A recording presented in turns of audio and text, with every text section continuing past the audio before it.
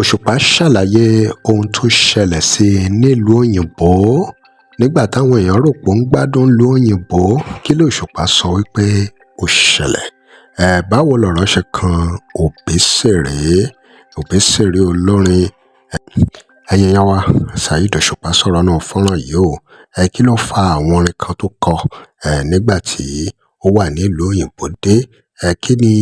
ìbáṣepọ̀ tó wà láàárín promoter Obesere àti Saheed Osupa? Kí láwọn nǹkan tó ṣẹlẹ̀ tí Saheed Osupa tú jáde nínú fọ́nrán? Ẹ wo nǹkan bẹ́nu fọ́nrán yìí o. Ọ̀rọ̀ ń bẹ nílé fújì o. Ẹ gbọ́ ohun tí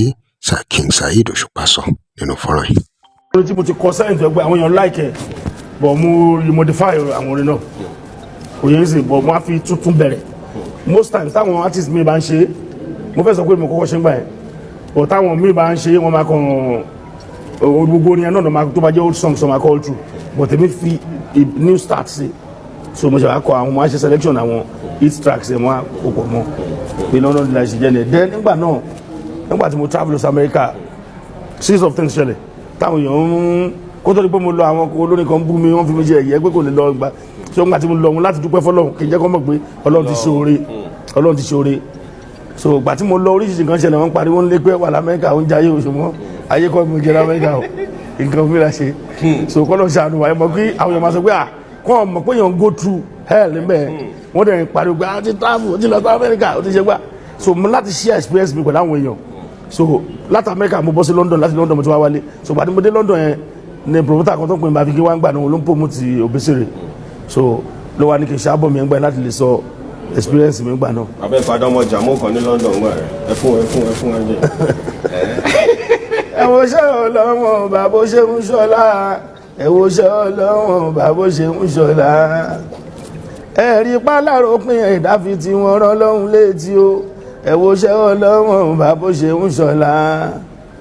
mo wá sọ pé kọ́mọdé ẹ máa fa àgbà arúgbó tayín ọmọdé ẹ máa fa àgbà arúgbó tayín wọ́n ní ẹyẹ máa fa àgbà kọ́ ọ̀sọ́ ẹyẹ máa fa àgbà ṣe yẹ̀yẹ́ o ọmọdé ẹ máa fa àgbà arúgbó tayín wọ́n ní ẹyẹ máa fa àgbà kọ́ ọ̀sọ́ fàgbà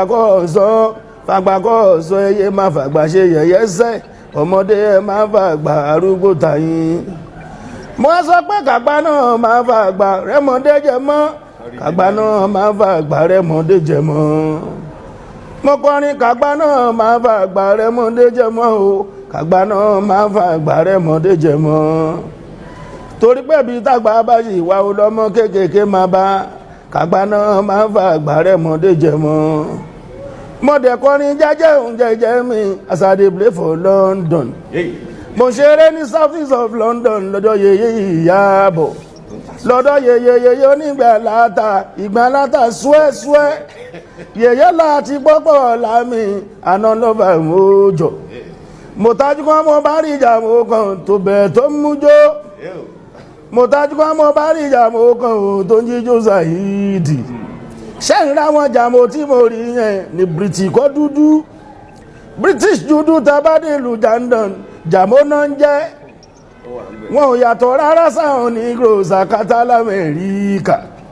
àná yàtọ̀ rárá sáwọn Negroes akátá l'Amẹ́ríkà o àwọn àràbò gangan náà ò gbẹ̀yìn àwọn kòkó yẹ́pà ìjó ṣàwárí pé mo ti sún Saheed mo di global musician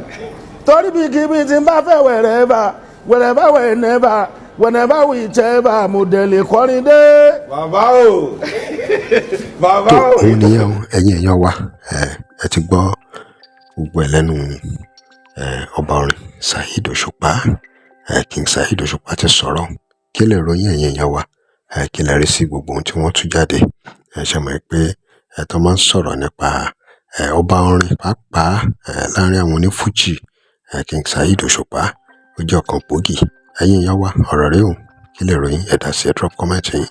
Remember to like, share, follow us. Thanks for watching. I love you. Fẹ́ polówó ọjà ẹ pé WhatsApp number page